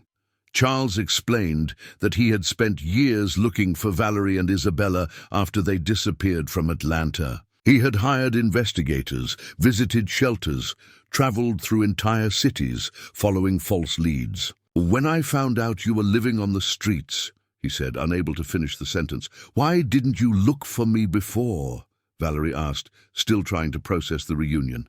"I did look, but you had changed your name in the records. You were using your ex-husband's last name. I only managed to track you down when a friend saw a photo of Isabella in a local newspaper about the Founders' Day festival." The revelation that Valerie had family, that Isabella had an uncle who had spent years looking for them, completely changed the dynamic of the situation. Suddenly there were more people involved in the complex web of relationships that had formed. "Uncle Charles," said Isabella with the natural curiosity of children, "where were you living when you couldn't find us?" "In Atlanta, working as an engineer," he replied, crouching down to her height, "and thinking about you every day." Boniface, who had observed everything in silence, approached Isabella. "Now you also have a real uncle, just like I have a real dad." The simplicity of Boniface's observation touched all the adults present deeply. The children had found a natural way to fit one more person into the already complex family they had formed. Charles explained that he had managed to get a job transfer to a company in Atlanta that had a branch in Columbus, specifically to be close to Valerie and Isabella if he found them. "I want to be part of your lives again," he said. "I want to help take care of Isabella. I want to be the uncle she deserves to have." "What about me?" asked Boniface. "Can I have another uncle too?" Charles smiled, clearly touched by the child's receptiveness. "Of course you can, if your parents agree." Arthur watched the whole interaction with mixed feelings. On the one hand, he was happy that Valerie and Isabella had recovered their family. On the other hand, he was afraid that this could change the dynamic they had built together. "Charles," he said, "do you have plans to take Valerie and Isabella to Atlanta?" "No," Charles replied firmly. "I see that you have built something special here. I don't want to destroy that. I just want to be part of it." Charles's honesty reassured Arthur. It was clear that the man had matured during the years of searching and understood the value of the stability that his sister had found. Eunice, who had arrived for her daily visit, was introduced to Charles as Boniface and Isabella's Aunt Grandma. She received him with the typical hospitality, offering coffee and beignets. "What a beautiful family you have formed," Charles commented, observing the natural interaction between everyone. "It's exactly what I always wanted for Valerie and Isabella." During lunch, the stories were shared. Charles told about the difficulty, years after Valerie disappeared, how he had blamed himself for not having been more present in her life when she needed him. Valerie explained about the difficulties she had faced, about the months on the streets, about how Arthur and then Boniface had changed their lives. "You know what impresses me the most," Charles said, "how you transformed so much suffering into so much love. This family was born out of pain, but it flourished in joy." "Like the sunflowers we planted today," observed Isabella. "Aunt Eunice said they grow best after going through hardship." The simple wisdom of the girl perfectly summarized the journey that everyone had taken. In the afternoon, while the children played in the yard under Eunice's watchful eye, the adults gathered to discuss the future. Charles had brought a proposal that no one expected. "I want to buy a house here in Columbus," he said. "I want to invest in Arthur's business, expand the distillery, generate more jobs for the city, and mainly, I want to be present in the life of my niece and my new adoptive nephew." "Would you do that?" Valerie asked, moved. "I would and I will. I have enough savings, and after years of searching for you, I discovered that family is worth more than anything." Arthur felt a deep emotion when he realized that his expanded family continued to grow in positive ways. "Charles, it would be an honor to have you as a partner and as family. And I would like to propose something," Valerie said, surprising everyone, "that we do this officially. Marriage, adoptions, commercial partnership, everything documented and legalized." "Are you asking me to marry you?" Arthur asked, smiling. "I am," she replied, blushing but determined. "After everything we've been through together, after building this incredible family, I don't want to live in uncertainty anymore." Valerie's proposal was received with applause from Charles and Eunice. The children, who had listened from the window, ran inside shouting with joy. "Are we going to have a wedding?" Isabella asked excitedly. "And am I going to be a best man?" Boniface asked. "You're going to be the stars of the wedding," Arthur promised, hugging the two children. 6 months later, on a sunny June morning, the E.A. First Baptist Church of Columbus was decorated with flowers from the family's yard and full of friends and neighbors. Arthur and Valerie were married in a simple but emotional ceremony, with Boniface and Isabella as ring-bearers. Master Bluegrass played banjo during the bride's entrance, and even Madeline, who had become a dear friend of the family, was present as a bridesmaid. After the ceremony, the adoption papers were signed. Isabella officially became Arthur's daughter, and Boniface officially became Valerie's son. Charles was named substitute guardian of both children, and Eunice received the official title of adoptive grandmother. "Now we are all a real family on paper too," Boniface said during the party. "We've always been a real family in our hearts." Isabella corrected wisely. The distillery, now Montgomery and Santos, had expanded and become one of the main employers in the region. Charles had brought engineering knowledge that allowed modernizing production without losing the artisanal character that was the company's brand. A year after the wedding, during a quiet afternoon in the yard where it had all begun, Arthur watched his expanded family. Boniface, now 4 years old, taught Isabella to play basic guitar. Valerie and Eunice talked about traditional southern recipes while preparing dinner. Charles arrived from work carrying small gifts for the children, as had become his habit. "Who would have thought," Arthur murmured to himself, that rainy morning in the square would lead to all this?" "What did you say, my love?" Valerie asked, approaching him. "I was thinking about how life has mysterious ways of fixing broken things, and of creating families where we least expect it," she agreed, hugging him.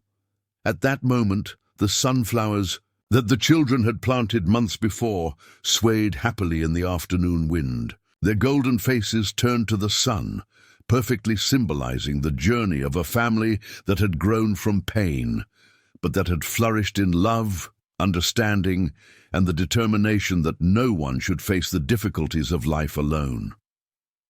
In Columbus, a southern town, an unconventional but deeply united family had proven that true love does not depend on blood ties, but on the conscious choice to care for each other, especially in the most difficult moments. And so, what had begun as a story of suffering and separation was transformed into the most beautiful example of how family can be created by love, nurtured by patience, and strengthened by the courageous choices of people willing to believe that everyone deserves to be loved and protected.